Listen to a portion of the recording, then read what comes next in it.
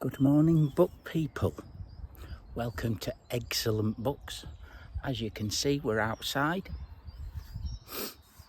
We're at Derwent. That's Derwent Dam just up there. We're on this little, it's a nature trail, and there's carvings of woodland animals and a train and mushrooms.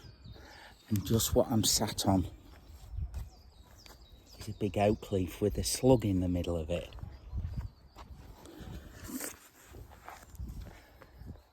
So, what have I read in February? Because it's the 1st of March today. I only read 2 books. Stuck to my guns. I've not bought anything yet. So let's get straight to it. Let's put you down here. First book I read is The Hidden Queen by Peter V. Brett.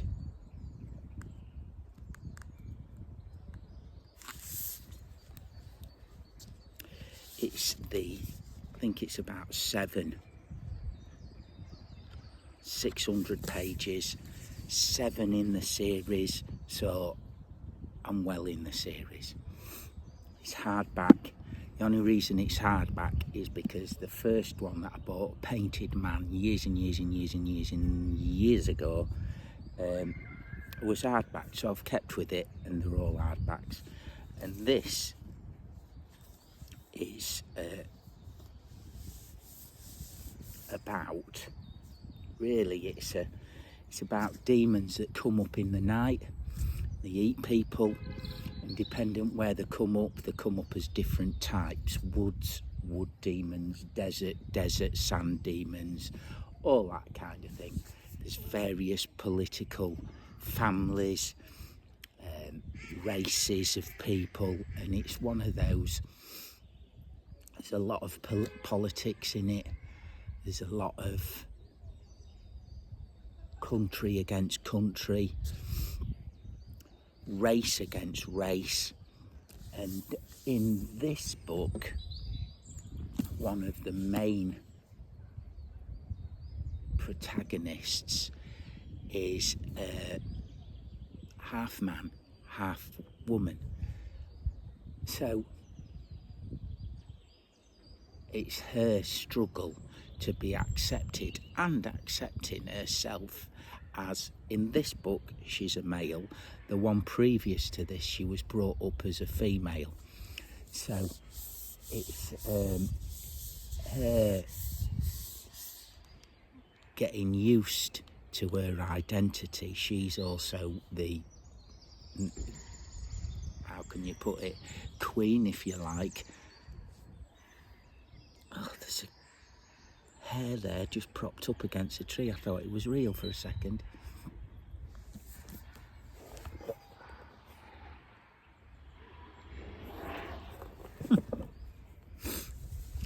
And yeah, it's about her trying to come to terms with her sexuality and what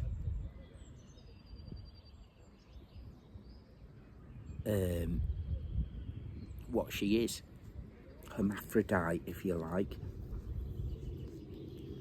And there's another young man who's in it, who's the other main protagonist. It's a young fella, very socially isolated, very socially unskillful, for various reasons. I'm not going to go into them because we're 7 books deep into the saga, and yeah, can you hear them dogs barking? But yeah, it's about a lot of politics, a lot of violence, a lot of intrigue, gender, everything like that. Now, when I bought this book, he has been bringing books out quite regularly. bought this and I've got to wait 2 years for the next instalment. Oh. And it's left on a cliffhanger. So that's pissed me right off. But obviously I will keep up with it because I do like the premise of the book. And the people are easy to follow, everything like that. Very good saga, if you like. 7 books deep, all whoppers. Well worth a read. Second is The Midget by Tim Bowler. This I got at the same time in second-hand bookshop after with the last book of his that I read, Shadows. So I've read Shadows, Riverboy, Dragon Rock, and now this. This was his first one. It's classed as a young adult book. It follows a midget who's abused by his brother. He can't speak, he can't read, he can't write. They live by the shore, and his older brother is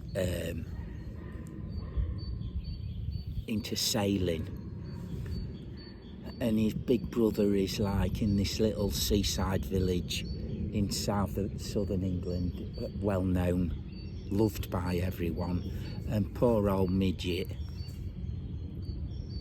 you know, you feel sorry for lad. He's left on sidelines. His brother blames him for his mother's death when he was born. She died, and he's persecuted him all his life, unbeknown to anybody else. At night when his dad's asleep, he goes in, and it's never said what he does to him, but it's obviously physical violence. It's mental violence all the time. This young lad, I think he's about 13, 14 in the book, don't go to school, and his brother says that by the end of summer holidays he's going to kill him.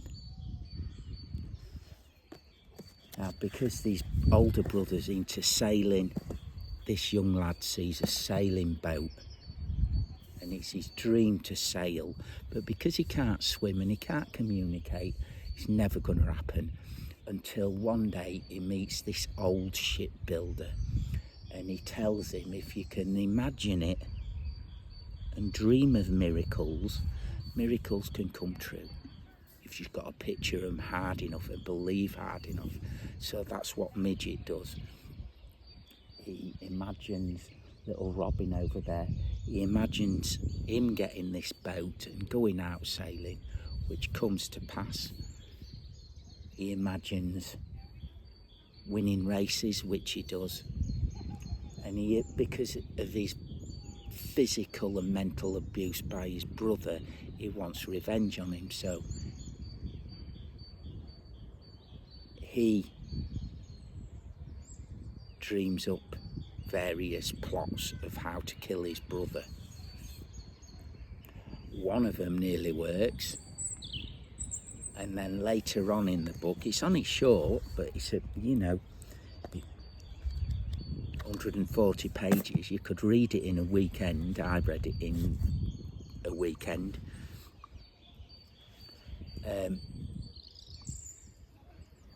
He puts his brother in hospital, but he has guilt about it.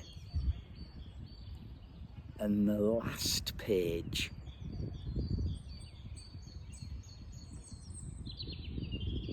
is not what I expected. It's not the ending I expected. It's his first one. Midget was Tim Bowler's first book, and I think it's the weakest, to be honest, out of the other ones of his that I've read, but it's still a good book in its own right. This little young lad, this midget lad, he can he finds he's got mental powers. I'm not going to give the ending away, but you won't expect it. And it's very good. This is only a short video because I've only read 2 books. I've not bought anything, and I've done my book haul earlier in the month.